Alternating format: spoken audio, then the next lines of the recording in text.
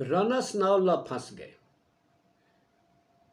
उनकी जमानत मनसूखी की दरख्वास्त सुप्रीम कोर्ट ऑफ पाकिस्तान में नैब की तरफ से दायर कर दी गई। इसहाक डार साहब मुल्क से फरार।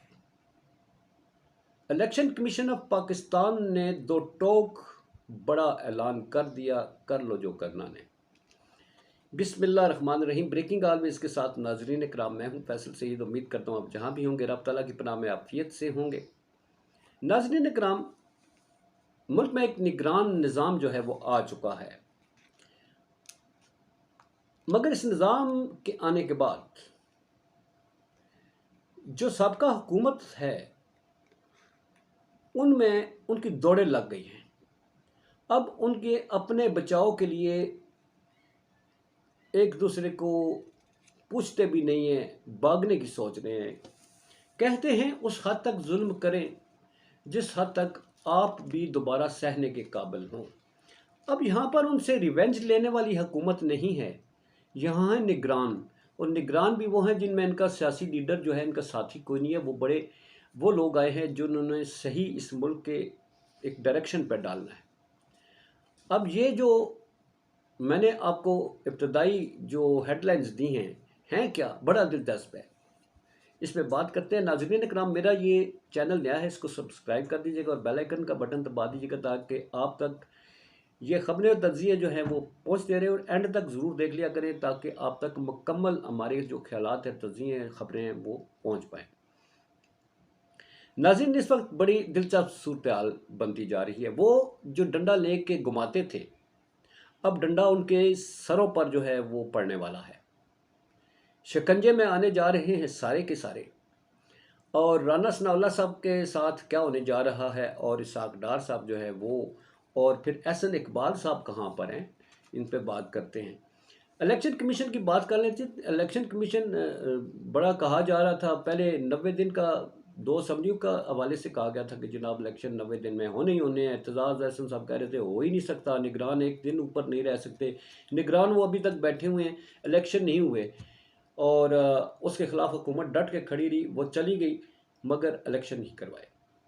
इसके बाद ये हुआ कि अब ये जो नेशनल असम्बली है ये तोड़ गए जनाब शहबाज शरीफ साहब। ये भी तोड़ने के बाद कहा जा रहा था, डंडोरा पीटा जा रहा था, 90 दिन में इलेक्शन करवाए जाएंगे।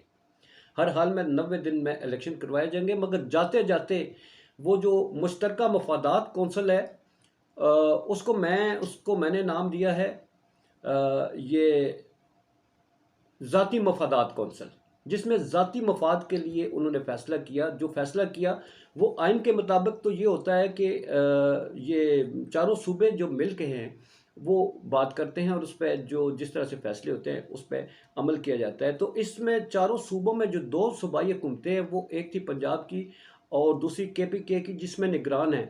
जब निगरान होते हैं तो वो चूँकि मुंतखब नुमाइंदे नहीं होते तो वो उसका वोट काउंट ही नहीं किया जाता। मगर निगरानों के साथ मिल के जो एक मुश्तरका मफादात में ज़ाती मफादात के जो फ़ैसले किए गए, वो था इलेक्शन की डिले। नई जो मरदमशुमारी है उसका वो जनाब वो करके गए हैं कि जनाब जब तक नई मरदमशुमारी नहीं होती इलेक्शन नहीं हो सकते। उसी को बेस बनाकर, यानी वो गैर आइनी किस्म का वो जो बात करके गए हैं, जो जिस तरह से वो एक करारदाद पास कर गए हैं, जो कानून बना गए हैं, जो मुश्तरका मफादात कौंसिल का जो फ़ैसला है, उसी फ़ैसले को लेकर अब इलेक्शन कमीशन ने फ़ैसला कर दिया। इलेक्शन कमीशन ने आइन में जो लिखा हुआ है कि 90 दिन के अंदर इंतखाबात कराने, उस पर जा ही नहीं रहा। वो मुश्तरका मफादात की ज़ाती मफादात में पर हामिल जो फ़ैसला है उसको लेकर बैठ गया है। और उन्होंने कह दिया है जनाब अब हमने चूँकि ये मरदमशुमारी करनी है, मरदमशुमारी का अमल जो है 4 माह से पहले मुकम्मल नहीं हो सकता, तो इसलिए भाई जी इलेक्शन ऐसा नहीं करवाने, जो कुछ करना है तुसी कर लो, इलेक्शन नहीं करवाने। दिलचस्प बात यह है कि ये जो इनकी प्रेस रिलीज़ आने से पहले इलेक्शन कमीशन ऑफ पाकिस्तान जो हैं, उनके कमिश्नर जो इलेक्शन कमीशन के हैं वो सिकंदर सुल्तान राजा, वो चीफ जस्टिस ऑफ पाकिस्तान जनाब उमर अताब बंदियाल साहब से 2 घंटे की तवील मुलाकात की उन्होंने। उसके बाद आके उन्होंने प्रेस रिलीज़ कर दिया। अब सारे इस बात को बड़ी अहमियत दे रहे हैं कि जनाब वो 2 घंटे उन्होंने चीफ जस्टिस साहब से बैठ कर क्या बात की। क्या चीफ जस्टिस ऑफ पाकिस्तान को उन्होंने एतमाद में लिया कि जनाब मैं ये करने जा रहा हूँ, और अपनी मजबूरियां बताई होंगी। जैसे सुप्रीम कोर्ट ऑफ पाकिस्तान में पहले जो इलेक्शन कमीशन से पूछा गया जनाब इलेक्शन आपका करवाने का इरादा है या नहीं है, तो उनके तरफ से जो लीगल जो डायरेक्टर थे उनके, तो उन्होंने सिर्फ कंधे उचका के ये कह दिया था जी हमें तो नहीं पता इलेक्शन होने हैं या नहीं होने, ये मौक़िफ़ था। और अब उसी मौक़िफ़ में चूँकि उन्हें तो पता नहीं इलेक्शन कमीशन को खुद अब पता है या नहीं, अपनी मजबूरी भी बताई है चीफ जस्टिस ऑफ पाकिस्तान को, और चीफ जस्टिस ऑफ पाकिस्तान क्या उस पर एग्री कर गए उनकी मजबूरी से। उस फैसले में जो मुश्तरका मफादात कौंसल का फैसला है उसके मुताबिक उनकी मजबूरी को क्या इन्होंने ऑनर किया है जनाब बंदयाल साहब ने, ये तो अब आने वाला वक्त बताएगा। मगर इलेक्शन कमीशन ने ये कह दिया हम इलेक्शन नहीं करवाते। 24 करोड़ आवाम अगर चाहती है कि हम वोट डालें, हम वोट नहीं डालने देंगे आपको, पहले मरदमशुमारी कराएंगे। मरदमशुमारी की इतनी कम्प्लिकेशन है नाजरीन, ये कहते हैं कि हम अगले साल मार्च फरवरी में इलेक्शन करवाएंगे। मरदमशुमारी के बाद तो और कट्टे खुल जाते हैं, अब वो कट्टों को समेटते बांधते बांधते तो जो ये अगला साल भी गुजर जाएगा। बहरहाल देखते हैं जी आगे आगे क्या होता है। दिलचस्प बात यह है, बहुत बड़ी खबर ये है कि राना सनाउल्लाह साहब जो है वो अब गिरफ्तार होने जा रहे हैं।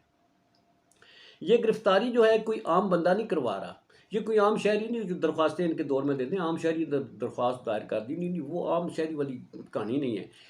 ये दरख्वास्त सुप्रीम कोर्ट ऑफ पाकिस्तान ने दायर की है जनाब, ये नैब की तरफ से, वो नैब जिसमें कप्तान को घसीटा जाता है और बुशरा बीबी को घसीटा जाता है, और जिसको जो है टारगेट करना होता है उसे घसीटा जाता है। हालांकि ये सारे खुद कहते रहे नैब वो अदारा है कि जिसमें मुखालफिन को जलील किया जाता है, तो अब उसमें खुद जलील होने जा रहे हैं।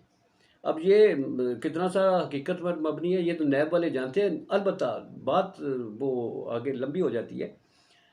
नैब ने सुप्रीम कोर्ट ऑफ पाकिस्तान में आमदन से जायद असासाजात का जो एक केस था, जिसमें अपनी सीट पर बैठे हुए राना साहब पर तो किसी ने हाथ नहीं डाला, क्योंकि सारी एजेंसियों के मालक, मुल्क के सियाह सफेद के मालक, जिसनों ਉਹਨੂੰ चुकवा दो, ਉਹਦੇ घर धी भैन ਨੂੰ चुकवा दो, ਉਹਦੀ फैमिली गैप करा दो, राना साहब ये करते रहे।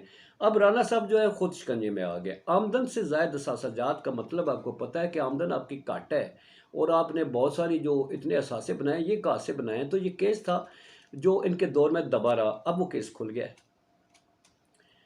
अब वो केस खुल गया और उनकी गिरफ्तारी जो है उसके लिए जनाब नैब ने दरख्वास्त दायर की है कि वो जो ज़मानत मनसूखी थी, उनकी ज़मानत जो है उसको मनसूख करने के लिए नैब ने कहा है जनाब कि इनकी ज़मानत मनसूख की जाए, इनके आमदन से ज़ायद सजात जो है उसके सिलसिले में हमें इन्हें गिरफ़्तार करना है। अब वो गिरफ्तारी होती है या नहीं होती है, मगर राना साहब जो है पता नहीं मुल्क में ठहरते हैं या नहीं ठहरते, जा ही ना चुके हो, क्योंकि इस आगदार साहब इस मुल्क की जो तकदीर बदलने आए थे उस तकदीर का बेड़ा गर्क कर दिया। अवाम की किस्मतों से खेलने के बाद, मुल्क के ख़जाने को आग लगाने के बाद वो जा चुके हैं। खोलो केस, कौन लाएगा उन्हें वापस, वो पहले भी भाग चुके थे और पहले भी इसी तरह बेड़ा गर्क करके भागे हुए थे खुद साख्ता, हालांकि वज़ीर ख़जाना होते हुए भागे थे और फिर भाग गए। एहसन इकबाल साहब जो बड़ी अफलातूनी बातें करते हैं, रस्तू बनते हैं, बड़ी तनकीद करते थे, जनाब समझियाँ तोड़ो दूसरे दिन इलेक्शन करवाएंगे, इमरान खान को कहते थे। झूठ की भी कोई हद होती है, इतनी बड़ी बड़ी ये इक़्तिदार में रहते हुए और इलेक्शन लड़ते हैं और अपने एक अवाम ने मुतबर ओहदे पर तैनात करती है, तो उस ओहदे पर बैठते हुए झूठ बोलते रहें कि आप असम्बलियाँ डिज़ाल्व करो, हम दूसरे दिन इलेक्शन करवा देंगे। फिर उसी मुंह से ये झूठ बोलते रहे इलेक्शन नहीं होंगे, हम इलेक्शन नहीं करवा सकते, असम्बली तोड़ी क्यों है तुमने। ये है इनकी ज़ुबानें सियासी लोगों की। वो भी जा चुके हैं मुल्क से, वो भी तशरीफ़ ले जा चुके हैं, और अब जो ये सिलसिला शुरू हुआ है इसमें चक्कर में जो कुछ आने वाले हैं अल्लाह जाने। इन्होंने उसमें एग्ज़िट कंट्रोल लिस्ट में ही इनका ICL में नाम ना डाल जाएं सारे, इससे पहले पहले सारे भागेंगे। क्योंकि नाज़रीन मैंने अपने एक व्लॉग में बताया था कि रिकवरीज होनी है, वो अदालतों के ज़रिए जो होनी है, मगर अब इनकी फाइलें इनके सामने रखी जाएंगी, इनकी बताया जाएगा आपने ये किया है, आप पैसे जमा कराएं, इनसे पैसे रिकवर किए जाएंगे। और उस रिकवरी से पहले हो सकता है इनकी पहले ICL में डले नाम, अगर नहीं डाले जाएंगे तो सारे भाग जाएंगे। मगर बड़ी खबर यह है कि सब पर शिकंजे कसे जाएंगे। पीटीआई के साथ अब सारे खड़े हो जाएंगे एक ही सफ में, महमूद अयाज। आगे आगे देखिए होता है कि क्या पाकिस्तान जिंदाबाद, पाक अफवाज पाइंदाबाद।